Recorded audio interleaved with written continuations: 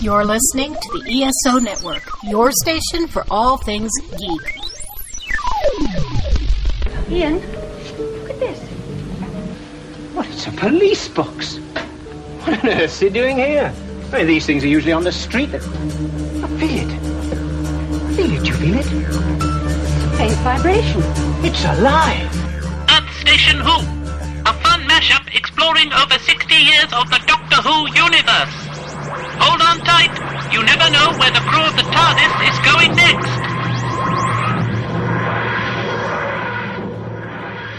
Hey there, my friends. Welcome to another episode of EarthStationWho, and we are back, and we are going back to the third Doctor era, and we are looking at the Mutants. This is going back to Series 9 of Doctor Who, and it's, of course, Jon Pertwee as the Doctor, and, of course, Joe Grant as the companion. It'll be very fun to talk about this one, and it's nice because they actually do leave Earth for a little bit in this one. So it's, you know, on a mission for the Time Lords. And so this one will be a fun one to do. And for me, it's actually the first time I've seen this one. So it's actually pretty cool with that. We have a great crew. We have our home crew, as we like to say. We have, of course, Melanie Dean. Hello, fellow Whovians. I can't wait to start chatting Who with you. And, of course, Ms. Mary Ogle. Hi, everybody. It is fantastic to be here. And last but never least in my heart, Mr. Mike Gordon. Howdy. All righty, kids. No new Doctor Who news. So I think we're just going to jump into this episode real quick. And, you know, I think this is going to be interesting because this is an interesting era of Doctor Who, and this one was 6 parts. And as many in this era, they did not need to do 6 parts for this one at all. Who has seen this one before? This was my first time, like I said earlier. My first time as well. Mine too. Oh. Are we all first timers? Mm-hmm. Wow. Yeah. Wow. So it's new Who. It's new Who. New Who. New old Who. Yeah. And, you know, of course, we're going to spoil the hell out of it. And, you know, we're spoiling an episode from 1972. So if you haven't had a chance to see it, it's on BritBox, folks. Go watch it. So please check it out. It's on BritBox. Exactly. Tubi. Exactly. There's plenty of places to see old Who, which is nice. So it's going to be a ton of fun. We did get a piece of email. We'll read it at the end of the episode. And I bet you guys can't guess who it's from. So, I wonder. Exactly. Let's get initial thoughts on this one. Let's start with Mary this time. I enjoyed it. I mean, yes, it's too long. There's like 3 or 4 episodes of filler where it's the usual. They're running back and forth. Whenever there's a 6th episode, there's 2 main places, and they're running back and forth between them, and this holds true to form. There's the caverns or the space station, you know? Yeah, and that's it. Yep. And they do a lot of running back and forth, and there's even a little transporter type thingy. There's a lot. Actually, this one was very reminiscent of Star Trek in a lot of ways. Oh, yeah. But, I mean, it was fun. The story is very standard. It's your typical, you know, sort of base under siege, and they're exploiting the people on the planet, the whole colonialist thing. And we've seen it many, many times in Doctor Who, but they're having fun with it. Everybody's chewing the scenery. It is not the world's greatest acting from some of the side players. No. Nobody cares that much. And they're just kind of having fun with it. And Joe gets to do a few things in this one, barely. But she fell down quite a bit. Yeah, she did. She does a lot of falling, gracefully fainting. But yeah, I mean, it was fun. I enjoyed it overall. Okay, Mr. Mike. Yeah, I enjoy this one. Pertwee's always fun to watch, and they give him a lot to do in this one, I think. And it's nice to see, you know, I kind of just always think of him as being stuck on Earth. And so this final run that he's on, where he does get to travel a lot, he really feels even more like less James Bondy and more Doctor Who-ish. So I appreciate that. Seems like it takes place in the future as well. So, and we don't get a lot of future stories with him. So I like that aspect of it a lot. I mean, yes, sure. Could it have been shortened? Of course. But I will say, I don't think there wasn't really any time in this while I was watching it where I was like, man, this is really tiresome and boring. I thought it was engaging through all 6 parts. Moved pretty well for me.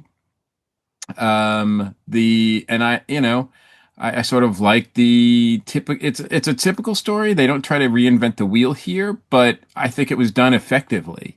Sure. You've got your, narcissistic bureaucrat like just screwing everybody over. Which boy, that just story doesn't seem to ever get old, does it? Unfortunately, unfortunately, yeah. The side characters are interesting to a point. I think there's a little bit more here that was like they tried to do with the script than maybe was necessary. But I thought it was engaging, and I thought, you make fun of the effects and everything, sure, with classic Who, but I did think that it was overall pretty good looking, the costumes and the sets. So I thought that worked for me. It was typical 70s Doctor Who. It definitely was. All right, Mel, what's your thoughts? No, to piggyback on Mikey, it's the costumes I was very impressed with, and especially the ones of the people who were from Solos, like the more warrior stuff. They were very layered, and usually you don't have that with this era of Who because they're really on a budget. So you usually just have tunic and pants, and that's usually all they'll do. For here, they actually kind of layered up the armor. They had different cloth and then armor and then also all kind of stuff, and they had different headwear for everybody. I also like that it was a little bit more of an ensemble kind of cast than I'm used to, for even though again 6 parts, shorten it up please. But I really liked Cotton and what's his name? I want to say Stubbs. Stubbsy. Stubbs. He's like Stubbsy.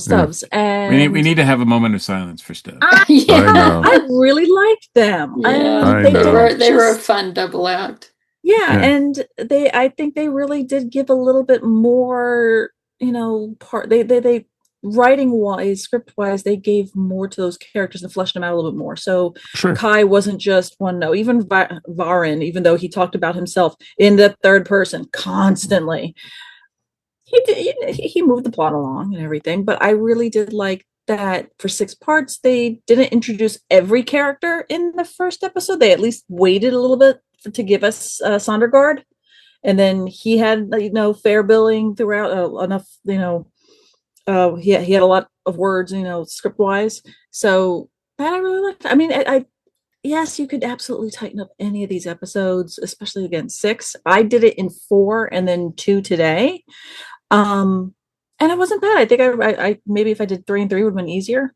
because after the 4th episode I was like, it's getting late. I'm getting tired, all that kind of fun stuff. But no, as the story goes, it was very enjoyable. And if this is your first third Doctor story, I think it's a really good one to start with, because he's not, again, as they've said, he's not on Earth. You don't realize that he's stuck on Earth all the time, and he's in the future, and it is more Doctor Who-y, and he gets to be the Doctor more. So he gets to be more of the Doctor that you had previous seasons with the second Doctor and the first Doctor. And it was interesting because there was definitely times where he was saying, well, I am not human. And, about the radiation and the atmosphere. He didn't need the filters. And it was interesting because this was still very early in the Pertwee run. This is Joe Grant's first season. This is, the Doctor did not have control of the TARDIS. He does not get that until the 3 Doctors, which is the next season. And so it was interesting that he was basically an errand boy for the Time Lords in this, delivering the package. And I liked it. I liked the characters. You knew who the bad guy was right from the beginning. And there was a lot of stuff from this Doctor's era where I fully expected the administrator or the investigator, sorry, when he came to come, I was fully expecting it to be the Master. I fully was expecting it to be the Master and throw a complete wrench in the whole story. And I thought, oh wait, the spaceship's coming. And at the end of the fifth episode, the investigator comes in, and it's the Master, and everyone, and it's just like, oh, this just got great. But no, we didn't get that. And yeah, because that's a common thing in the Pertwee era, where you're watching a story and you have no idea, and then all of a sudden one of the characters just in the fifth episode or something goes, "Whoop! I'm the Master," and you're like, "Whoa!" Exactly. I kind of expected that when they went to the. I had the same feeling, Mike, except for me, it was when he and Professor Songard go into the radiated area and they find that figure. And the Doctor starts to go up to it. I'm like, it's going to be revealed the Master. Yeah, I could see that, because it looked like whatever the statue or whatever it was looked very humanoid and everything. It was holding the rock, and right. And it was interesting, and I like how they revealed that it was the natural evolution of the planet, and it changes seasons every 500 years, and the beings on it mutate to to evolve with the planet. And I thought that was great, and them becoming the mutants was their next form of evolution. And so I will say they undercut their message here, because there's nothing wrong with them just evolving into these sort of insect type things, which, by the way, I thought those were pretty cool, actually. Yes. Yeah, they're well done. But then it's like, oh no, that's not what's really supposed to happen. He's supposed to turn into this glowy angel thing. And I'm like, did we really have to go there? How about, why can't it just be okay that they're like insectoid intelligent aliens? Exactly. Yeah. Why can't they just be that, rather than bringing human bias into it and making them into glowy angel things? Exactly. I don't know, with their multicolored glowing angel things, I was kind of like, they were like, "Hello, I'm here." They were very prismatic. Hello, my baby. Joyful. Hello, And jazz then- hands and everything. I was Goodbye. like, "Oh, where are we going with this?" I was like, "This is." Yeah, that was really fun. But yeah, I mean, I know that I was looking at some of the behind the scenes stuff, and I believe the original idea came from Barry Letts. And by the way, Barry Letts, Terrence Dicks, like this era, I love that, we're just missing Robert Holmes here, but man, we're getting Christopher Barry as director. This is like a great team, a great Doctor Who team of folks, I think. When these guys are usually involved, it's really interesting to me. And so the idea comes from Barry Letts, where he's like, he likes the idea of an alien species that has a cocoon stage and then goes to the butterfly stage. So that was going to be there from the beginning. Mm-hmm. The writers, Baker and Martin, kind of tried to do a anti-apartheid message here. Christopher Barry didn't like that, so he really diminished that aspect of it a lot, which I think, it's still there. You can really see it. Very much so. Yeah, I mean, it's very colonialist. Absolutely. Stripping the society for their riches or their resources, and then pretty much destroying them. Yeah, you use them to stage the coup first, and then assassinate the other guy, and then he ends up turning on them. Yeah. Yeah, exactly. It's like, gee, we know who the bad guy is in this episode. That's why I was hoping for the Master, truthfully. That's really why.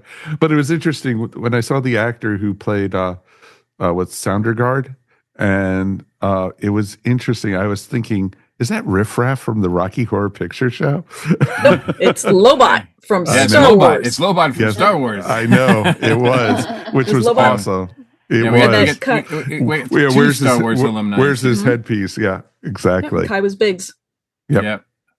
Exactly. Although you wouldn't know that, and that's a pretty deep cut unless you really know your Star Wars, because Biggs didn't really make it to many mustache of the... and also American accent.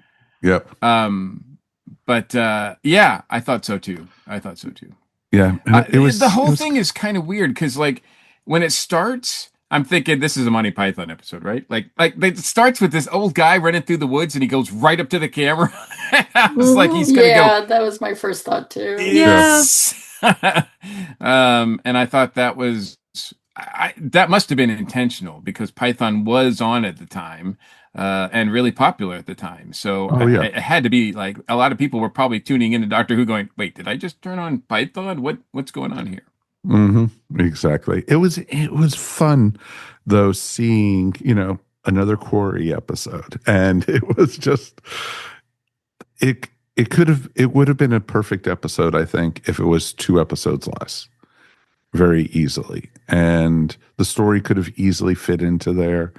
And the Doctor was great. You got to see him do his Venetian judo, and it was multiple times. He even did Vulcan neck pinches. That that was one of the Star Trek elements. Yeah, absolutely. And it was just like, and so it was awesome. And I'm glad the Doctor had his allies, and who was going to be the thorn in the side the whole time, and it was standard Doctor Who. Very much so. And was it fun? Yes. Was it watchable? Yes. Could it have been shorter? Yes. So it gets all the yeses. But it was still enjoyable to watch. Like, could it have been shorter? So. Sure. But I mean, when you're having fun, why cut the party out? Like, what the heck? What's the difference when the party goes long? And I will say too, I want to point out too that even though Christopher Barry didn't really love the anti-apartheid message, he did actually cast, a sort of man of color in the role of Cotton, which I thought was interesting. Which you don't usually see that in this era of Doctor Who. So I thought that was pretty notable. Do you think they deliberately named him Cotton? No, my understanding is that the character's name was Cotton, and there were white actors up for the role. Okay. As a matter of fact, it was rumored that Colin Baker was up for the role of Cotton. Really? Wow. Yeah. So I don't know how true that is, but that's like what I was reading in my research. So, but it was Christopher Barry who decided that it should be played by Rick James. And I want to say another word after that. But even all the guards seemed a lot more diverse as well. Yeah, there were Asian ones. There were some African Americans. Yes. Mm-hmm. And so it was, I shouldn't say African Americans, but African. Back then, Doctor Brit. Who wasn't woke. So that's not right. What's going on here? Right. No. Well, also, I mean, Cotton ends up becoming the commander of the base. Yeah. So as I'm watching my husband, they like, oh, he's going to become commander, blah, blah, blah. He goes, woke. Like, I went, yes. Yes. Like, it's funny. I saw it and I was like, good. I was like, good on you, mate. Good on you. Yeah. Way to go. So. The other thing about this too is that, when I first started watching Third Doctor, because I don't think I had seen much Third Doctor until we started doing this podcast. So, and I know we've jumped around. So we see some Joe Grant here and there. And as we talked about recently with our companion episode, I much more prefer Liz Shaw, right? She's great. And, as a character, and she is on equal footing as the Doctor, whereas Joe is just, to quote one of our former co-hosts, big bag of hair. Like, she's just so, and in the first episode of this, she is really like, the character is just really dumb. Like, she's like, oh, we're flying, Doctor. And he's like, actually, we're in orbit. And she says like another thing. And then she follows Kai out, even though Kai's like, you cannot breathe in this atmosphere. And she's like, I'm going with you. And it's like, and then like, sure enough, like a couple miles in, she's like, I can't breathe. I can't. And I'm like, Joe, you just, she's so dumb in this. She's so dumb. But it really is to Katie Manning's credit that she's still so engaging and watchable. Here she is taking this material that she just could be like one of the worst companions ever. And yet, I think Katie rises above the material and sort of makes it her own. And there's times when you really feel that she has empathy towards other other people, uh, other characters that I think really sells her as a character more than. So you don't just look at her. I don't just look at her now as being really, really dumb. I mean, yes, she's got those elements to her, but I really feel like there's more to that character than just that. And I think that's because of Katie, not because of anything that the script writers are doing. I think Yeah, I story-wise, agree because she got- I feel, oh, sorry. Look at- I feel like a lot of people rag on the Joe Grant character, and she has never bothered me as much as some other characters like Perry, for example. Right, And right. and I think that's all down, you're right, it's all down to Katie Manning because the dialogue is terrible. Her storylines are usually terrible, what there are of them. But she just brings, I don't know, this exuberance to it. I don't know what the right word is, but she is very watchable. Oh, very much so. And she had some good moments in these stories. And, yeah, she fell down a lot. She passed out quite a bit. But you also had her, distracting the guards so that they could try to escape. And, then she's also, leading the charge at points. And I thought that was pretty awesome. And, and I was like going, okay, so she's not completely worthless. I didn't want to throw her completely out of the airlock. And I did love that scene, though, when they were in that room and they were shooting at the one barbarian and it opened into space and he got sucked out and everyone else was. That was really well done. I like that. For Doctor Who in the 1970s, it was really well done.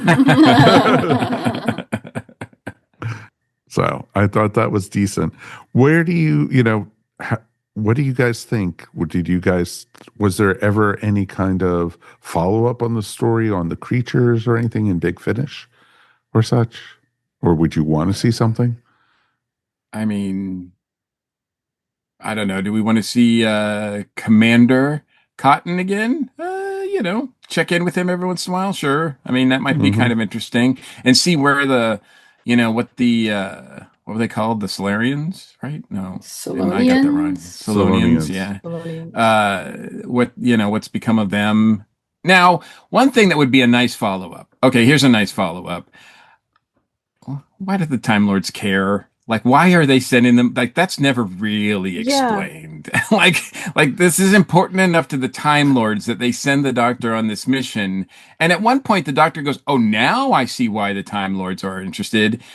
And then that's never followed up with. So I don't know. That would be nice to know exactly what the tie-in is with the Time Lords, because really, it's just an excuse to get them there, and it could have easily just been like, "Oh, the TARDIS isn't working, and now we ended up on a ship." Like that. There's not really a need for that, except for just a MacGuffin and a reason to get them there. So that was pretty weak, exactly. I thought. And that little package thing that only opens for one person, to who it's supposed to be delivered to.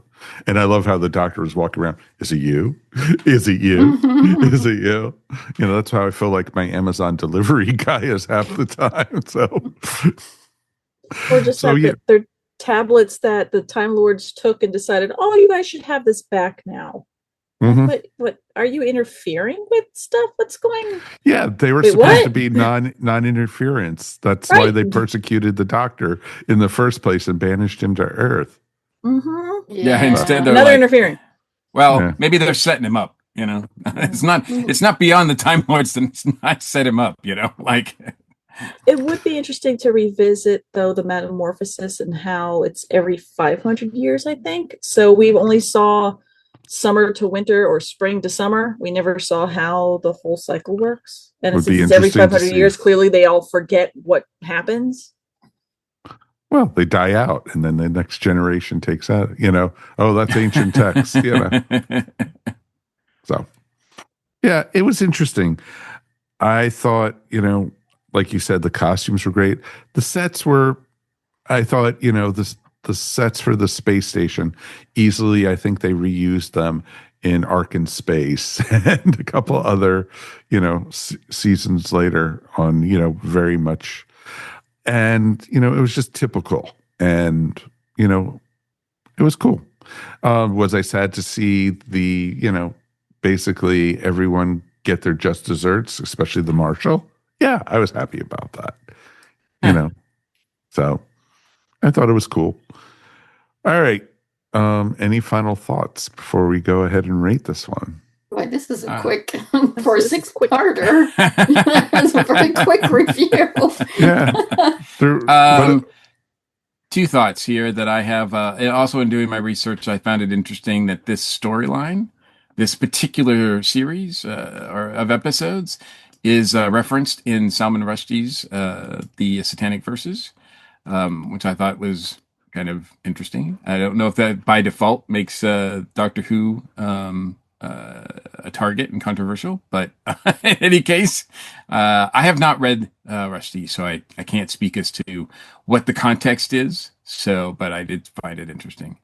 The other thing I wanted to point out too is that if you do watch it on BritBox, do believe, like I did, that BritBox is using the remastered versions that appear now on the new Blu-ray sets, Yes. because it looked great. Even it did. Even Michelle came in the room at one point, and when I was watching it, she's like, "Wow!" And she was like, "What era is this?" Because the Doctor hadn't appeared yet.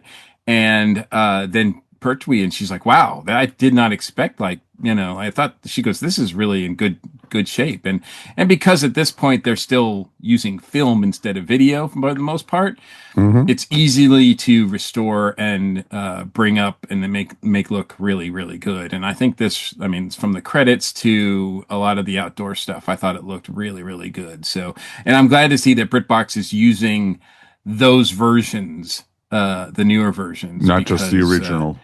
Yeah, because I'm sure if you were to watch the original, you know, DVDs of this or whatever, it probably doesn't look as good, as sharp as this. Nope, exactly. Any other thoughts? Okay. 1 out of 5 TARDISes, 1 being the worst, 5 being the best. All right. Melanie, you got to go first tonight.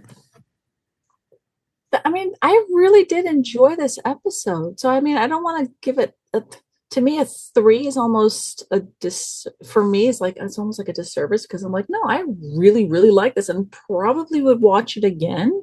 So I'm just going to give it a 4. I mean, yeah, I mean, it was the greatest episode in the world. No, but if I go down the line of between the costumes, the production design, and some of the sets, while, yeah, it's the quarry. Yeah, it's the interior of a lab or what have you. But I was pleasantly surprised to see the radiation room that ended up being the room that they also like kind of the refueling kind of thing. And that it had a little, how the 2 pieces came out to connect. Yeah. Judy was like, I was a little phallic on there, wasn't it? I was amazed at that, because usually anything to build something cylindrical is not easy.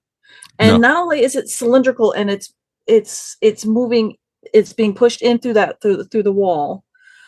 It then opens, it's big enough to carry weight of the 3 actors to get in and kind of crawl in. And then they have another piece on the other side where looking at it, it didn't seem like they made sure to do everything to scale. It wasn't like that they did one piece so that the actors could get in, and then they went to a model for it to be smaller. So other piece it was connected. Actual size. It was actual size. It was pretty amazing. I was actually quite impressed for this one little scene that happened in there.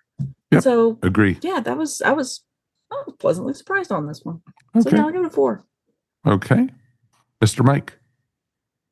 I'm going to give it a 4 as well. I thought it was a really solid story, and that it moves along. I mean, despite the fact, I mean, it might, you know, scare some people away because it's 3 hours, you know, or more or less. But I was not bored throughout the entire. I mean, I watched it all in one setting, and I was not bored. I thought it was a smooth find, because some of these do really feel like, yeah, they could be really, really clipped and shortened. And I thought they made it interesting. The cliffhangers were, by and large, engaging. And I thought the cast was fine. I thought the bad guy chews up scenery and does what he's supposed to do, and he's a guy that you love to hate, that's for sure. And the other characters I felt were compelling as well. It was interesting, and I liked the idea behind it. And ultimately, I really like Pertwee and Manning together in a way that kind of surprises me, because, like I said, usually when I think of, Pertwee and the Third Doctor, I'm like, oh, I hope it's a Liz Shaw when we're doing it. And then it's like, oh, no, it's not. And then, but, I've come around. I've come around to actually enjoy a lot of the Joe Grant ones. Maybe not as much, but I understand that, like, she does rise above the material, and I think makes it worth it. So I would, and I think, as Mel said, I would definitely, if people are interested in a Third Doctor story, I wouldn't mind. I mean, I have no problem saying you should watch The Mutants. Yep. Pertwee is amazing in this one. I agree completely. All right, Mary. I'm going to give it a 4 also. I mean, I enjoyed it. I was engaged throughout the whole thing, even though, yes, it's too long, but it never really drags. I mean, you're not just sitting there going, oh my God, please just be over. It's fun to watch me the whole now. way through. I mean, part of that is Pertwee. I mean, he's really having a great time here. He's very doctorish. He's a lot of fun to watch. And the side actors are having a good time too. I think actually Kai may be the weakest one, but it doesn't really matter. I mean, he's sort of there, but it's fine. He turns into a glowy angel. Good for you, Kai. But it's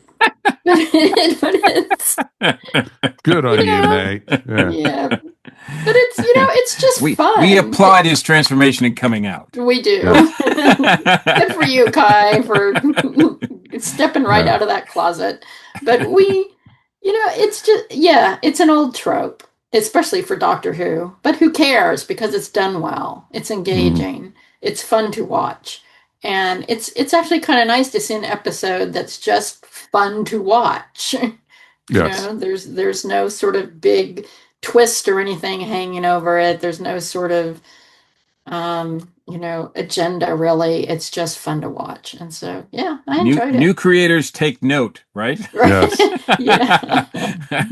There was an agenda. It was, the apartheid thing, but it's a different society than we are than we were now. So, well, there was an agenda in the sense that it was anti-colonialist, yes, but I mean, exactly. It's an old trope that Doctor Who has done many, many, many times before. Many, many times from the first Doctor era on. So, yep, you can't say no to that. All right, I'm going to give this one a 3.5. For me, I pulled it down because of how many episodes there were and everything. And that's the main reason. And then also no master. I would have loved to have loved the master. That would have knocked it up to like a 4.5. If Roger Delgado popped out through the portal, it was just like, oh my God, that makes awesome. But yeah, it was fun.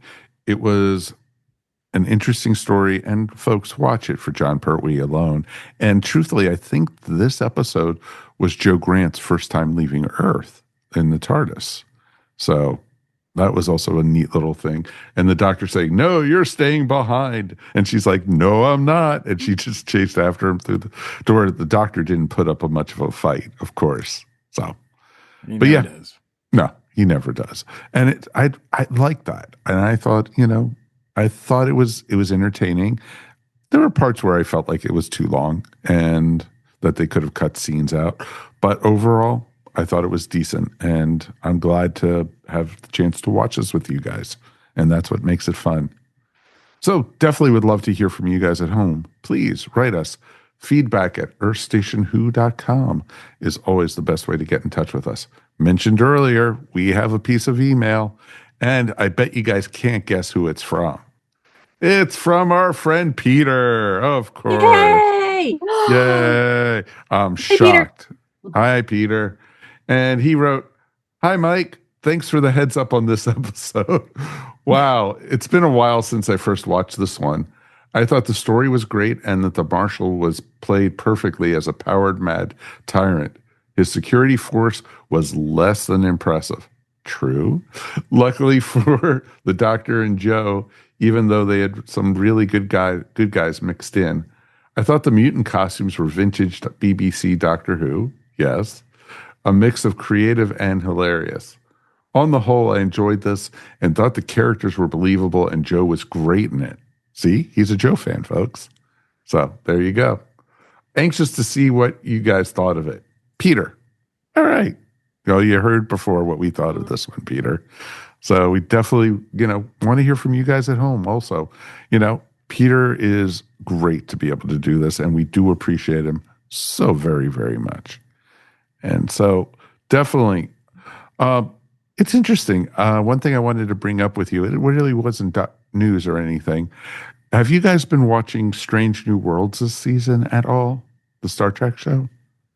Because there's been some very interesting Doctor Who because references. of the Doctor Who references. Yeah. Oh, yeah.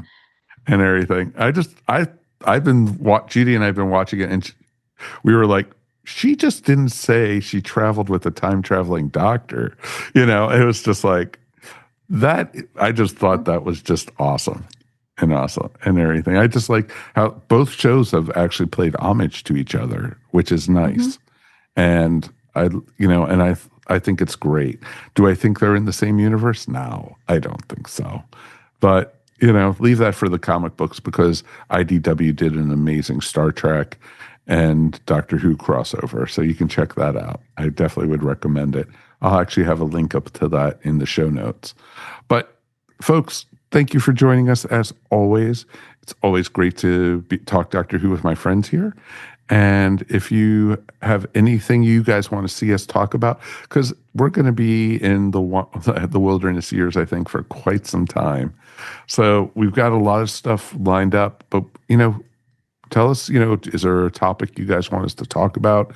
Is there some storylines that we haven't reviewed yet that we've missed? And, I think we've got a lot to look at still. So we're not going to be leaving you guys. We're still be coming to you every 2 weeks. You can find us up on social media. We're up on Instagram. We've got an amazing Facebook group. So definitely join in. We definitely would love to have everybody talk, Doctor Who. Keep the spirit of Who alive, as we like to say. And that's our plan for the next zillion years. So until we get new Doctor Who, at least. Definitely, if you get a chance, support us through Patreon. Or if you get, otherwise, check us out on YouTube. Give us a thumbs up, like and subscribe, as we like to say. That's how, people find us. That's how the algorithms, are good with us and everything. And we definitely would like to build our community up with that. Let's thank our crew for being here tonight. Mary Ogle, thank you as always. Oh, thank you. I really enjoyed this episode. My first time watching it. So it was really good to have an excuse to watch it. Awesome. Anything you want to promote? You can find me at maryogle.com or on Etsy at eVision Arts. Excellent. And of course, Melanie Dean, appreciate you as always. Same here. I love always chatting Doctor Who with everyone. And this episode was honestly was a lot of fun. Again, you would think 6 episodes. I don't know, guys. I don't want to do that. Do it 2 by 2, because honestly, the cliffhangers, they work beautifully. So highly recommend this one. I love the cliffhangers. That's one thing I miss about old Doctor Who is the cliffhangers. And where can people find your stuff? You can find me on Instagram mostly at Pieces of Melee or Diamond Tech Crafts, CRAFTS. Either one of those. Doing stained glass or doing art. Ta-da. Excellent. Yay. Not that stained glass is art, Yeah, no, it's just glass wants to break. We just teach it where it wants to break. Ha ha ha. Okay, Mr. Mike Gordon, thank you as always, my friend. And as always, it's been my pleasure. Anything you want to promote? Just the usual. You can go to New Legend Mike and see my link tree and see all the things I'm involved with. And I guess most in particularly, we are going to do our wrap-up episode of Dragon Con pretty soon for the Dragon Con report. So if you want to hear all about the fun stuff that Jen Chanting and I did and experience at Dragon Con, then tune in to the newest episode. So you didn't get the con cred or anything, did you? I did not get con cred. I'm happy to say I was very exhausted, as I think we've discovered in the last time we recorded EarthStationWho, but I made it through, knock on wood, unscathed. So yes, I was pretty happy about that. Fantastic. I'm glad you were okay and that you had a great time. Definitely. For me, promoting my stuff as always. We are talking about, of course, my other podcast that I produce. We're talking about Tales from Hollywoodland, where we talked about our favorite movie moments and some really cool stuff to talk about in that. And that's, of course, with the older guys, they had a lot of older movies, and I had to think, how can I bring them into the 21st century? So with the moment. So it was a lot of fun to talk about and to check out. Also, over on Julian Schlossberg's Movie Talk, this week is a really big episode for us. We actually get to talk to John Cleese from Monty Python. Oh. And we had an amazing conversation about how he formed Monty Python, how he worked with Peter Sellers, how he's worked with, all these different actors and such. And sadly enough, the interview went over an hour and we didn't even get to Fawlty Towers or to Fish Called Wanda. So he's already agreed to come back for part 2. So definitely give it a listen. It is a great, fascinating conversation. And, I didn't even know he used to work with David Frost. It's pretty awesome stuff there, folks. So definitely check it out. Julian Schlossberg's Movie Talk. Okay, folks, we will be back again in 2 weeks, and we're going to go back to Big Finish in 2 weeks, and we are going to go to the second Doctor era and talking about Jamie. That's right. The Doctor goes back and finds James McCrimmon, and so it's going to be a lot of fun to listen to that one. Of course, thank you as always. We will see you here next time on Earth Station Who. On behalf of myself, Mary, Melanie, and of course, Mike, we will see you.